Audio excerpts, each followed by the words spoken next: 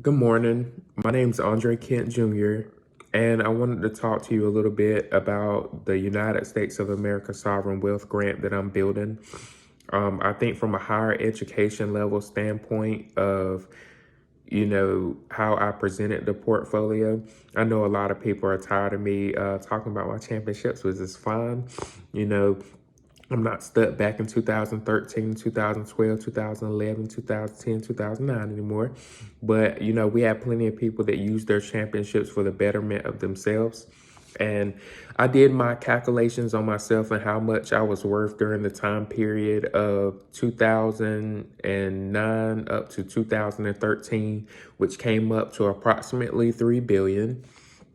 And since 2013, I haven't spent any money or anything. There wasn't any money to spend. That money had to be made. But on our accrual accounting basis, it was up at 3.4, and I multiplied it by 9 years since 2013, since now it's 2022.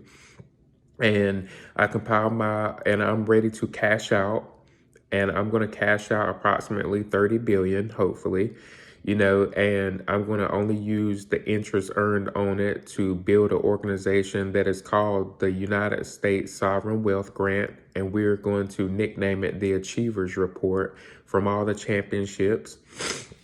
And I'm going to make all of this information publicly. And I know most people would say those championships don't really belong to me. They belong to taxpayers because most organizations are tax exempt. But the reason why I did not put it directly back into the school system and I put it in the business world and the business system with the Secretary of State is because most of those businesses and organizations that supported us through those careers where we were competing, including HOSA and FBLA, they are tax exempt organizations. Although they are very large, they are tax exempt organizations. And I wanted to keep the United States Sovereign Wealth Grant. I wanted to keep it more focused and oriented towards the school system and organizations that assist kids and assist students outside of being a student, just like a student athlete does when they're doing athletics. You're a student first. You're an athlete next. Well, I was a student first, and I was a member of the organizations that I chose next. So what I want to do is bless every member that helped on the team, every advisor, every chaperone. I wanted to build a team of members, and I wanted to hire employees that cater to the membership more so than the members are the employees. And I wanted to do this to make sure it's public, and I used that as part of my summary for my career. I did not take a degree from any college or university yet, even though I had multiple offers. I did not take a degree because I wanted to be on my own dollar and my own dime. So you'll see me a little bit more skinnier than I normally am because I have chosen to use my own dime, my own personal finances to finance myself up to this point instead of taking a check that or getting a loan for a degree. I kind of stayed on the outside of the school system and the organization and kept up with all my records, my accounting, bookkeeping, and everything that it took to get me to this point with the United States Sovereign Wealth Grant.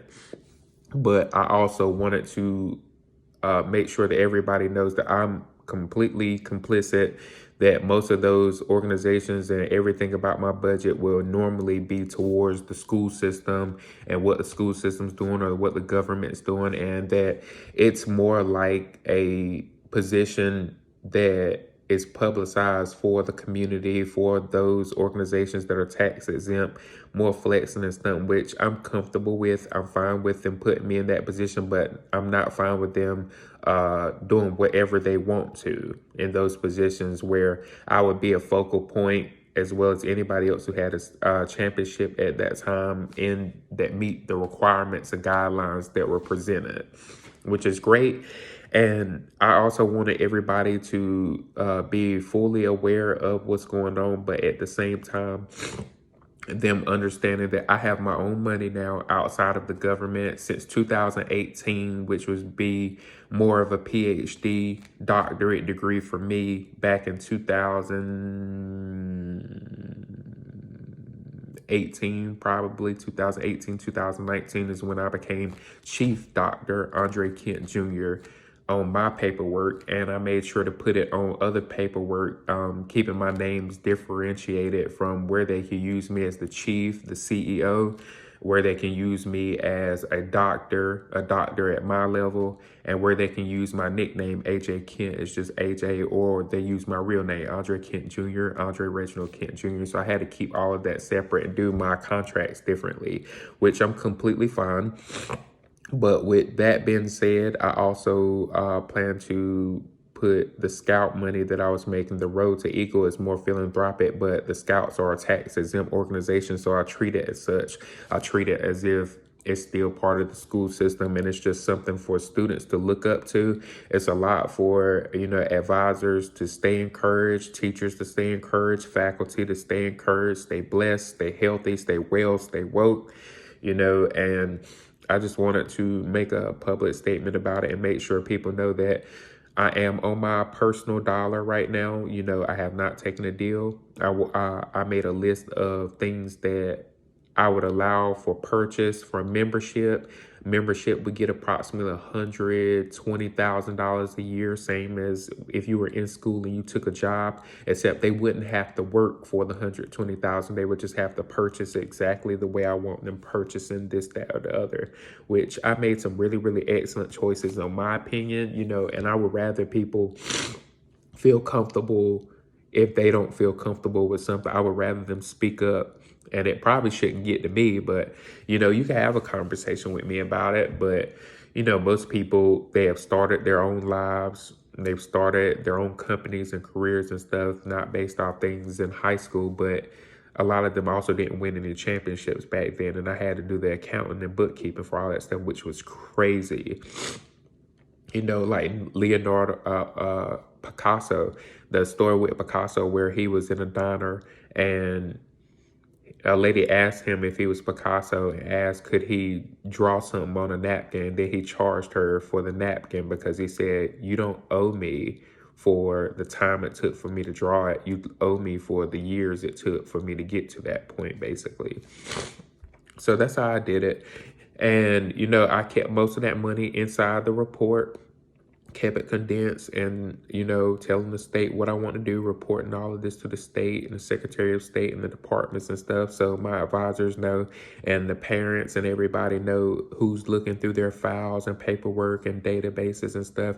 It would be more the state than myself. They want to make sure that the people that I'm selecting, in my head, I look at it as they would want me to select people that could actually handle the position with maturity, that could handle being a member with maturity, because the membership is free, but we represent the state partially and we partially represent the taxpayers. But they also have to pay my booking fee to do stuff. And my booking fee is at least $1 million for me to show up. But if you want to go by most people who say, well, we charge a whole booking fee in other countries, let's say like in other countries, one of the sovereigns or one of the royals is like 700 million altogether, or $1 billion altogether, or $1 trillion altogether. Remember, on my personal dime, I can charge you just as much from my personal company, the Young and Smart Company. I can also charge you just as much on the personal side as Andre Kent Jr. because my booking fee outside of the Achievers Report and the Sovereign Wealth Grant is completely different. And I still charge just as much because I expect excellent at the basics, which is completely fine if you don't want to book me. But don't book me just to be booking me just to make a point, because I am going to charge. I'm not the cheapest. I don't have the cheapest prices. I have better projects than most people, but I do not have the cheapest prices. Just like that video that's going around right now, I do not have the best prices. And I wanted the people to make sure that they know that I'm on my own dollar now. It took almost 6 years to do the calculations on everything that was going on, where they could duplicate it and replicate it with other state champions and national champions.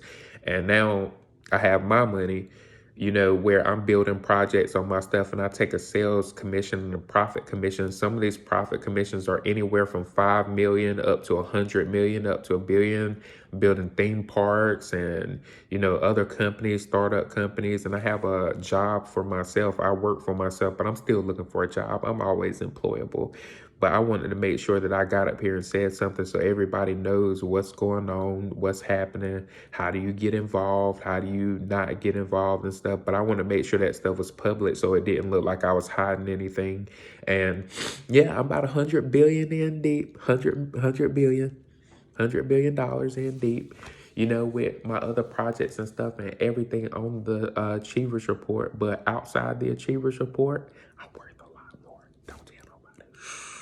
Love you guys. Y'all have fun. Have a blessed year.